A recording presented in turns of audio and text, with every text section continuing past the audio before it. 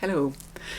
This lesson is a part of Media, Mobiles and Ministry, which is a curriculum set of over 40 lesson plans covering 4 different topic areas: Foundations of Media Ministry, Mobile Ministry, Social Media Ministry and Do-It-Yourself Mobile Media Creation.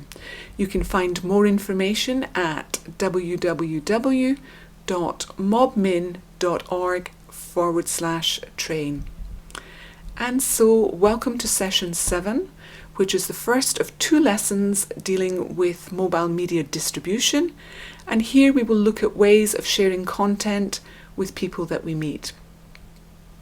Media is not new. It has been around almost from the beginning of time, but it has changed over the past several thousand years, from cave drawings, tablets, scrolls in ancient times, to printed books, recorded audio, the internet, mobiles, and now even augmented reality. Media has been used to share information, tell stories, entertain, influence, and teach. Thanks to the mobile revolution and other advances in technology, the world has never had greater access to or been more influenced by media. Getting gospel media before the eyes and ears of unreached peoples is one of the best ways that we can partner with God in the Great Commission. Media is a broad topic that cannot be fully covered in one brief lesson. The focus in this lesson is the intersection of media distribution and mobile devices, and how non-media professionals can be effective in sharing gospel media. By the end of this lesson, participants will firstly understand the different advantages of face-to-face media distribution, be aware of many of the different methods available via their phone for media distribution, and thirdly, begin to identify the methods of media distribution that are most relevant to their context. We understand that media is powerful, that it can have an impact, that it can help us to cross language barriers in sharing the gospel so that it can be understood. But perhaps the most exciting thing today is the ability to quickly and easily share media, to get it off our phones or wherever we have it and into the hands of those who need it. Think of shared media resources as a tree. How many trees do you see in this image? How about this one? In the previous image, there was just a single tree. And this is the same tree viewed from under its canopy. A whole network of roots spawning crazy growth that becomes like a whole forest, providing incredible shade and shelter. This one banyan tree went viral and is like an entire forest. All of this from one tiny seed. And media that we share with others can do the same thing. If we show it to one person, we can impact one person.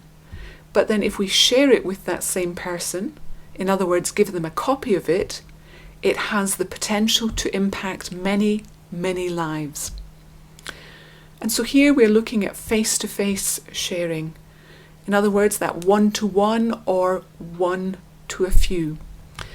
This means that we are usually sharing with someone personally. It may be a complete stranger, for example, a taxi driver, someone that we've just met for the first time, or maybe a friend or a neighbour, but there is a personal connection.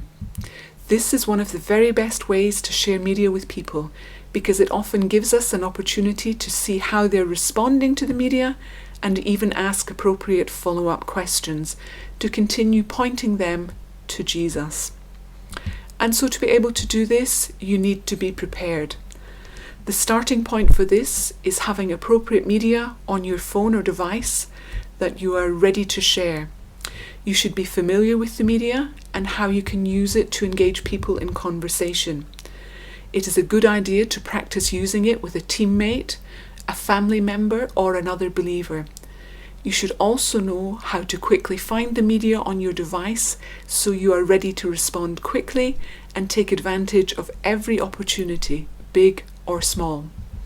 so that when an opportunity arises and you have a chance to show someone an image or video or play an audio story for them, how can you then share a copy with them if they show interest? Note, be discerning, but consider always asking someone if they'd like a copy, even if they don't ask for it. Usually the worst thing that can happen is the person might say no. Let's now look at the different methods for sharing media. Note that one size does not fit all.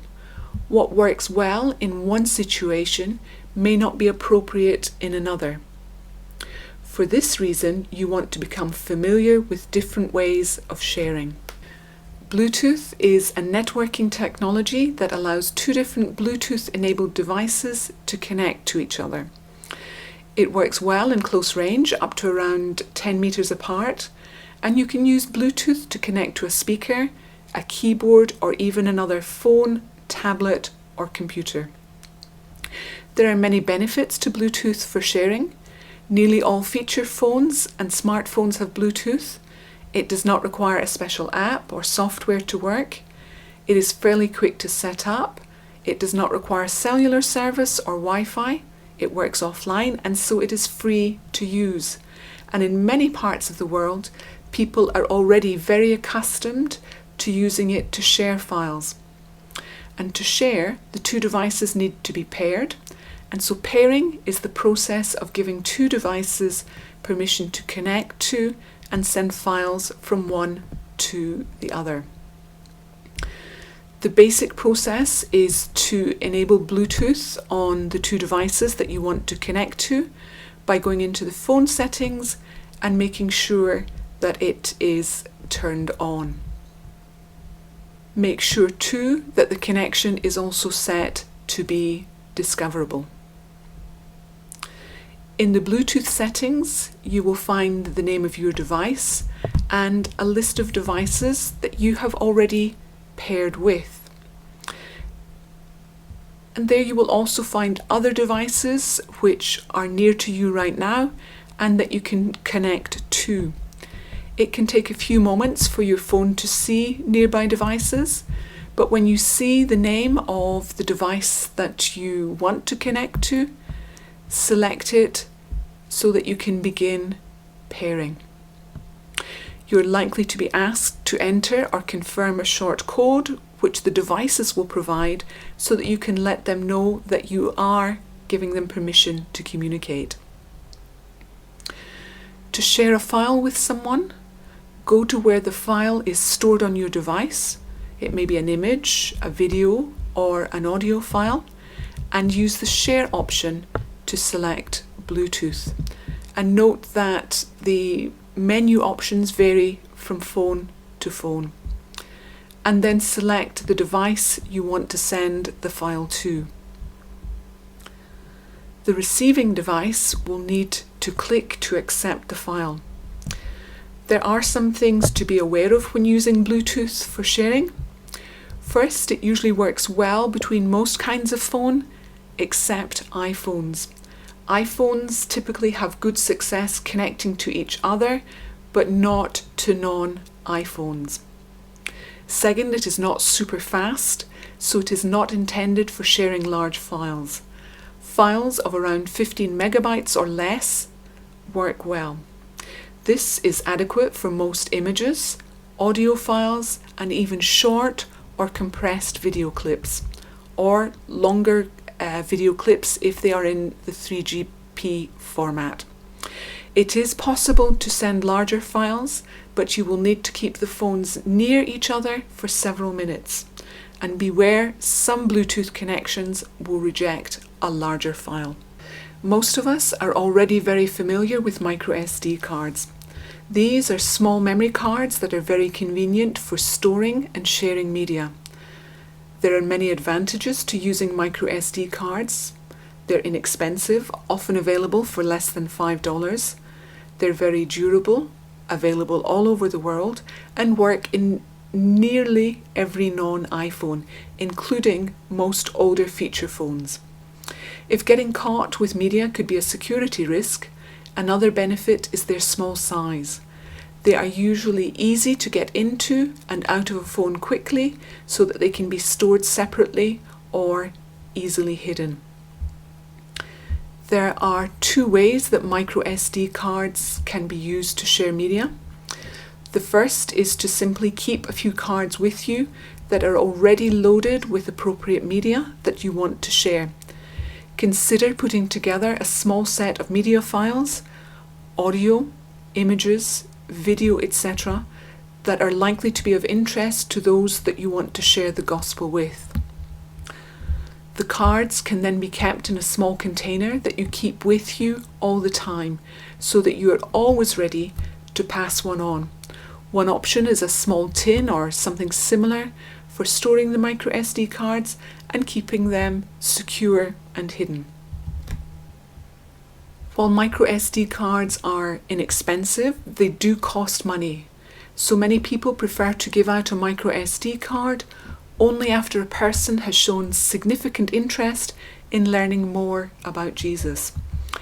If you're an iPhone user, this is a great way for you to be ready to share with a non-iPhone user, the fact that you can hand over a card. The second option is to allow the recipient to copy the media from your phone's micro SD card or from a card that you have available, or to give you their card so that you can copy the media from your phone onto it. This is less convenient, but it doesn't cost anything. And if the recipient is interested enough in taking the time to do this, it is a good indication that they are very interested in what you are sharing. Take time to learn where the files are stored on your phone in case you need to transfer from your phone to someone else's card. One final note about micro SD cards. Because they do not require Wi-Fi or cellular service, or even for you to carry a phone, they are a great way for sharing. They're an especially good option if you or your team are going out into the community with the intention of finding people to share with. Dual drives. These tiny media drives have a standard USB connection on one end for easy use with a computer. The other end is either a micro USB B or a USB-C tip, Android and Windows, or a lightning tip for the newer iOS devices. Not surprisingly, the lightning models are much more expensive, but if you own an iPhone, you're probably already used to that. Megavoice produce an adapter with three options: the USB-B and C, as well as a lightning tip for the iPhone. And so their sender device, their sender X, is actually a card reader, and it can be used with the larger volume micro SD cards as well as smaller ones. Aside from being a great way to expand storage and back up your mobile device data, you can create a media library on one of these that makes it easy for others to copy data to their phones. And since most people have an Android phone, a model with a micro USB connector is often the best. But if you can afford to have all three types, you will be ready to share with everyone.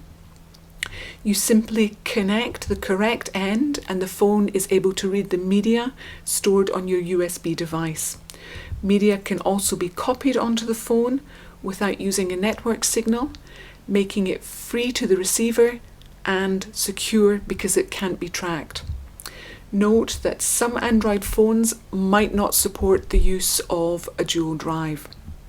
Sometimes called a USB OTG, sometimes simply OTG, an on-the-go cable allows a mobile phone to connect via USB to another device where you have files stored, so that you can then transfer files to or from the phone without a phone signal, a Bluetooth signal, or Wi-Fi.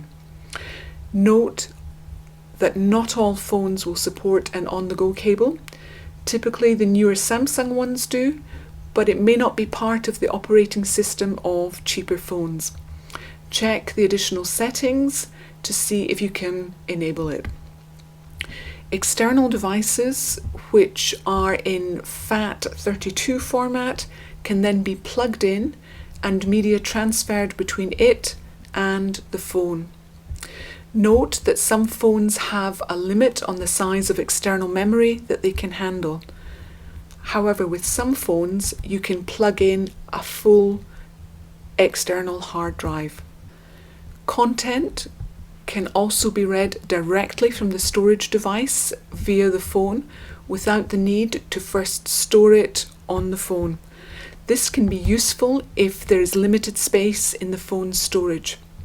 This way, a person can view the content before deciding to delete something from their internal storage to make space for it or not. Smartphone apps. There are a growing number of smartphone apps that are designed to make it easy to share media files with other mobile users. Some of the most popular are ShareIt, Theme, Sender, AirDroid for Android, and AirDrop for iPhone.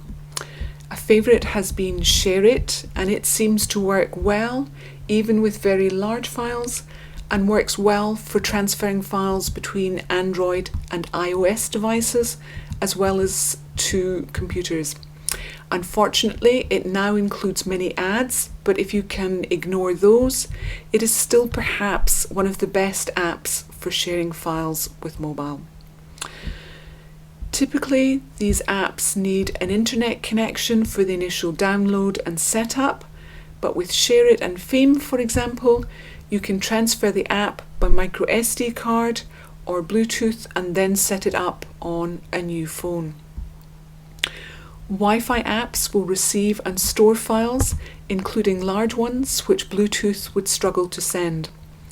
The transfer is also much faster than with Bluetooth, and the signal can reach up to 30 meters compared to 10 meters for Bluetooth. There is no cost involved since you are using the phone's own Wi-Fi signal.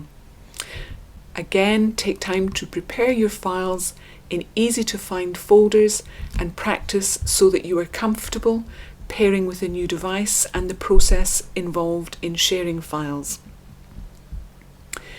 If you are looking to share with an Android phone and the person also has Files by Google installed, this would be a good option for sharing large files. In terms of speed, it is excellent, but you will still have to enable your location to transfer the files, unlike in Theme, for example. Files, however, is excellent for enabling you to organize the files on your device and gives you the option of creating a locked folder for content that you want to keep more securely. Each app has its own style.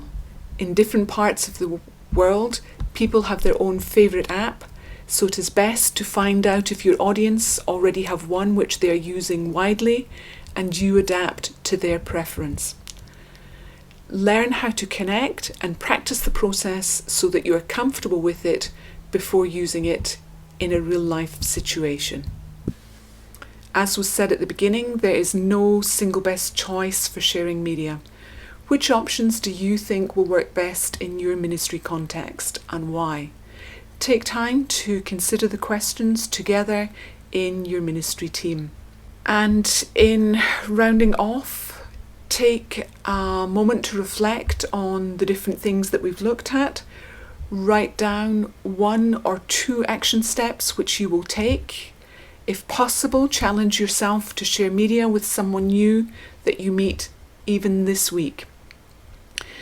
Be specific, including when you will complete the actions. For example, when our ministry team meets on Tuesday, we are going to install the ShareIt app and practicing sharing files with one another.